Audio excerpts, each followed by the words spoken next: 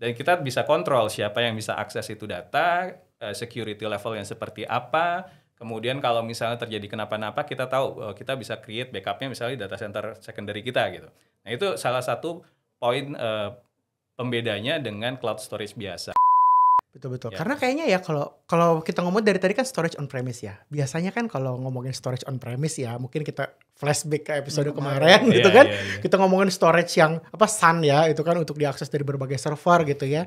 Terus biasanya kapasitasnya besar. Terus yang akses biasanya server gitu ya. Tapi kalau ini experience-nya bukan kayak gitu ya. Jadi lebih experience-nya seperti kita punya storage di cloud. Benar. Tapi storage-nya on premise gitu. Jadi kemudahan experience-nya ini ya sama kayak kita pakai yang cloud storage itu, berarti kita bisa bisa backup ke sana gitu ya. Bener ya?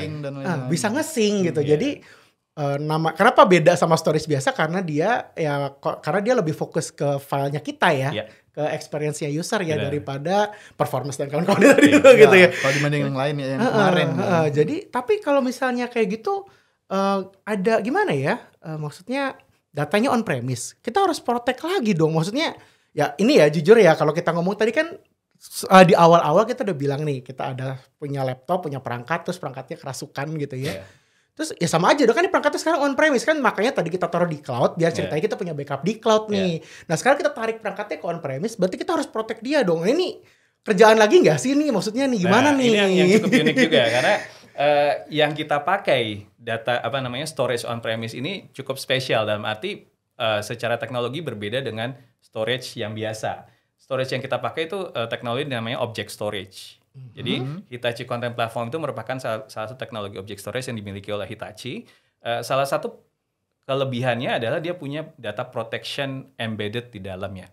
Dan satu hal yang kita bisa make sure bahwa di object storage Hitachi Content Platform tadi, itu kita bisa sebut sebagai immutable storage. Immutable. Apa itu? Immutable itu apa? Itu kata dasarnya immune. Berarti. Oh, dari immune. Immune. Jadi kira immute. Immutable storage. Jadi bisa dibilang dia immune dari serangan dari luar. Kenapa dia bisa dibilang sebagai immune? Karena dia vaksin, bukan? Kayaknya udah 3 kali kayaknya. Bukan. Booster. Metodenya adalah dia begini. Jadi kalau di storage biasa, ketika kita punya satu data, kalau misalnya kita pertama kali create data itu, misalnya file A gitu kan, kita pertama create skripsi versi 1 gitu kan. Kita create, nah kemudian pas kita itu saya mau revisi, tadi baru bab 1, sekarang tambah bab 2 gitu kan. Kita tambahin bab 2, kita nulis di file yang sama kan. Skripsi versi 1 juga, tapi udah ketambahan bab 2 gitu kan. Nah, di storage yang sama itu biasanya dia akan nimpa data yang lama. Iya, pasti kalau jadi gendut gitu, dong. Kan? Nah, bayangkan kalau misalnya kita udah tambahin bab 2 tadi, tiba-tiba ada ransomware masuk gitu kan. Dia nimpa data yang sama juga. Akhirnya skripsi versi 1 itu jadi kekunci. Bab 1 2 kita hilang gitu kan. Itu dia. Nah, di object storage kita di Hitachi Content Platform, sistemnya adalah ketika kita melakukan perubahan itu dia tidak menimpa data yang lama, tapi dia meng-create version baru dari file yang sama. Jadi misalnya tadi kita create skripsi versi 1, isinya bab 1, kemudian nanti kita create lagi, kita tambahkan bab 2 gitu. Ketika kita tambahkan bab 2 dan kita save, itu dia akan meng-create versi yang berbeda. Tapi dengan file name yang sama. Jadi experience-nya nggak berasa ya? Nggak berasa. Jadi di user sama sekali nggak ada perbedaan. Tapi di sisi back-end storage ya dia akan meng-create 2 versi berbeda. Jadi ini ada versi bab 1, ini ada versi bab 1 dan 2 gitu. Nah ketika dia akan melihat di versi terakhir. Tapi yang versi lama ini nggak akan hilang. Kita bisa atur berapa versi ke belakang yang mau kita simpan.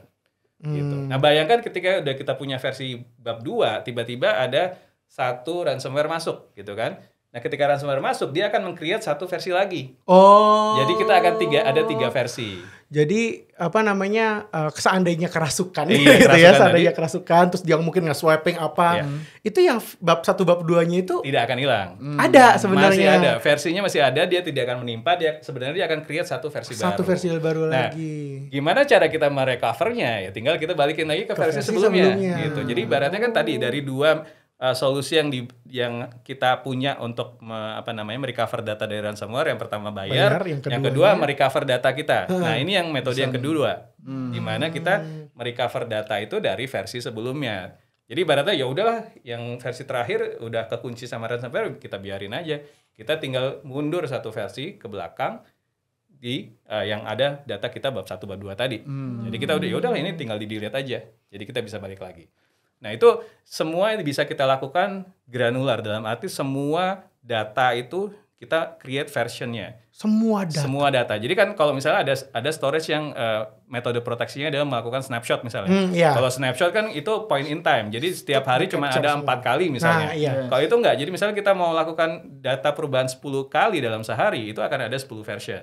Dan itu, tapi itu tidak untuk semua data, hanya untuk file tadi, spesifik file tadi. Yang lain yang tidak ada perubahan ya itu akan di keep as it is gitu. Jadi metodenya cukup simple, tapi kita punya metode dalam arti even si user sendiri, bahkan nggak cuma untuk ransomware. Misalnya tiba-tiba kita ke delete. Nah, itu yang paling sering. Penyakit kedua yang paling sering terjadi. Ibaratnya kita mau nge-delete file A, ternyata kita mau file B, dan ternyata satu folder hilang semua gitu. Nah, itu pedih banget kan ibaratnya kan. Nah, itu bisa dilakukan seperti itu juga. Jadi ketika kita melakukan delete, itu filenya nggak langsung hilang. Jadi filenya kita simpan sampai misalnya let's say kita keep sampai 30 hari ya misalnya. Biasanya. Jadi ketika misalnya kita baru menyadari ternyata file ke delete, kita tinggal klik ada namanya show deleted file.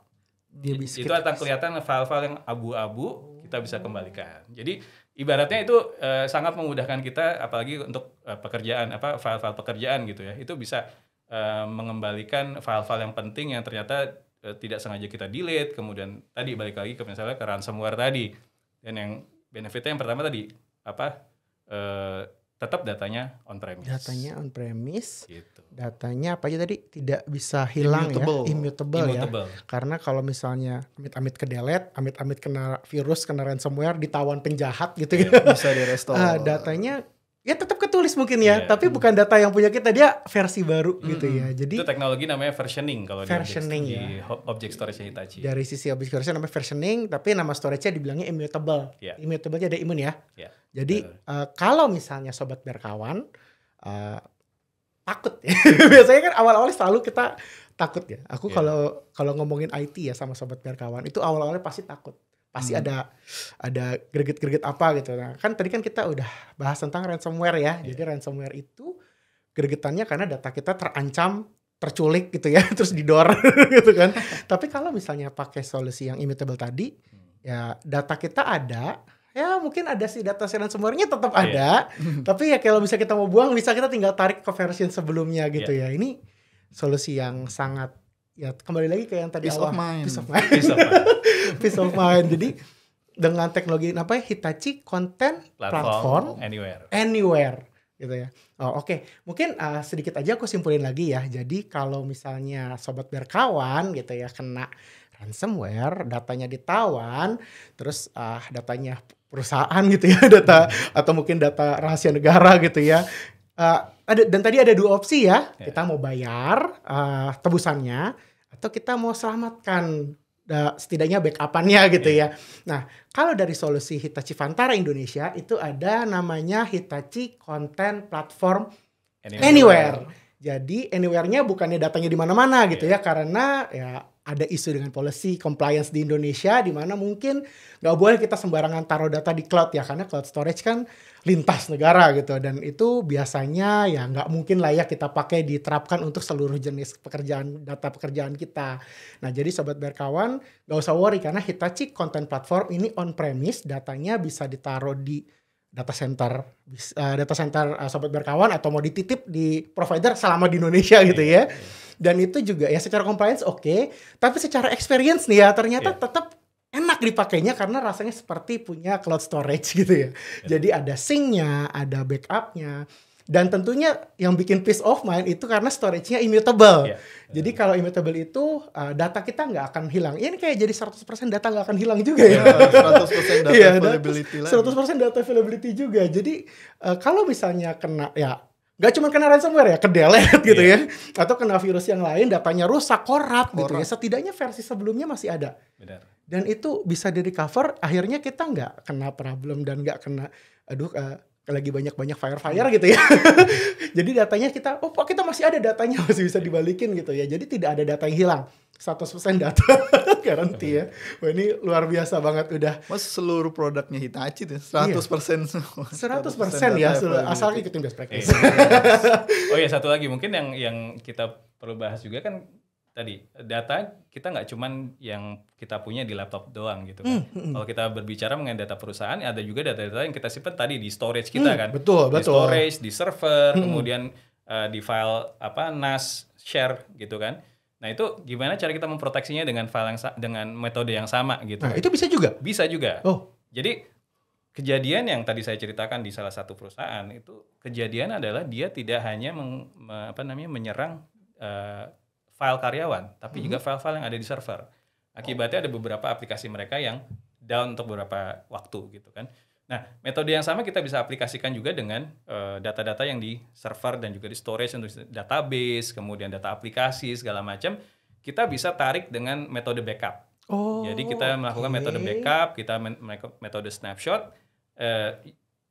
Media yang digunakan sama. Kita menggunakan immutable storage juga, Hitachi Content Platform sama-sama juga. Pakai HCP tadi, Hitachi Content Platform. Karena tadi metodenya dia menggunakan immutable, kemudian kita melakukan versioning, jadi dia tahan terhadap serangan dari luar. Jadi setiap ada backup yang masuk dari server, dari aplikasi itu dikumpulin di sini sebagai sebuah pertahanan terakhir ibaratnya gitu kan. Pertahanan terakhir, jadi kalau misalnya kenapa-napa, networknya udah jebol, firewallnya udah jebol, semuanya udah jebol, database udah nggak bisa diakses, ya mau nggak mau kita masih ada satu golden copy untuk bisa menyelamatkan hidup kita dan perusahaan kita. Golden copy ya, tapi istilah goldennya bagus sih. Jadi karena memang ya itu solusi yang paling terakhir. Kalau semua yang udah lain tidak bisa ngelawan, masih ada nih jurus pamungkas lah istilahnya. Jurus pamungkas. Karena kebanyakan sekarang ransomware udah cukup pinter. Nah, dia nggak hanya menyerang data source-nya, tapi juga data backup. Jadi misalnya, si IT udah kepikiran nih, ya udah semua data karyawan, database, semua VM kita backup semua. Backupnya diisi di arsip. Tapi backupnya masih di file biasa. Nah, di storage biasa. Di kan? block storage, di NAS storage, di mana dia tidak punya fitur immutable storage tadi. Itu yang membedakan berarti. Itu yang membedakan. Jadi ketika dia sudah punya backupnya, nah si ransomware yang bikin ransomware selangkah lebih maju. Dia nggak hanya menyerang data source, tapi data backupnya juga. Jadi ini makanya salah satu teknologi dan juga metode yang dimiliki oleh Hitachi. Best practice-nya adalah kita punya golden copy yang kita simpan di immutable storage tadi. Oke, jadi kebal berarti storage-nya. Kebal terhadap semua serangan gitu. Tapi emang ya itu sih agak-agak serem ya. Jadi banyak ya sobat berkawan pasti udah consider nih buat bikin backup di CDRC. Alasannya ya kalau mati satu masih ada yang lain. Tapi kalau kalian semua ternyata lebih sakti ya. Kita udah baca cadangannya dihajar juga. Itu dia kejadiannya seperti itu kejadiannya. Tapi memang ya itu ya, kita berarti memang harus sobat berkawan ya harus consider semacam jurus pamungkas gitu ya, jurus pamungkas untuk membuat satu golden copy ya dari semua aplikasi ataupun data yang dimiliki sama perusahaan ataupun data pribadi sobat berkawan gitu ya. Dan ini solusinya ada di Hitachi Content Platform. Yes. Nah itu immutable. Jadi mungkin dia boosternya udah 15 kali. Tapi bukan masalah di vaksin booster ya, tapi dia datanya tidak pernah membuang yang lama ya. Jadi dia selalu versioning, dia akan bikin yang baru lagi. Kalau ada penyakit dibikin baru lagi. Ada penyakit lain baru lagi ya. At least kita bisa cari yang sehat ya. Kalau badan kita nggak bisa gitu sih. Tapi kalau data bisa digituin ternyata. Iya, di copy. Dan ini bikin peace of mind banget sih. Peace of mind lagi ya. Karena itu tadi, aku dari awal kita bahas tentang enterprise storage gitu, kita ngomongin storage yang besar-besar, canggih-canggih gitu ya.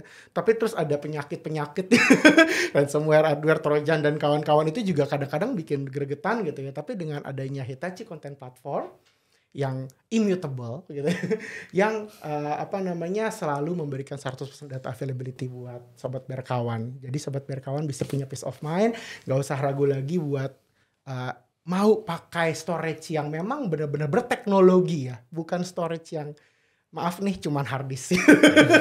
Atau ya beli SSD terus ditumpuk SSD-nya banyak sampai 50 petabyte tapi kalau nggak ada teknologinya buat apa gitu ya. Mau punya IOPS 33 juta pun mungkin kalau nggak ada teknologi security, reliability, availability juga buat apa. Ini sharing yang sangat luar biasa, sangat membuat aku peace of mind ya. Jadi sobat berkawan, kalau pengen punya ya pengen nyimpen data gitu ya, pengen punya data yang secure, available, reliable, dan immutable.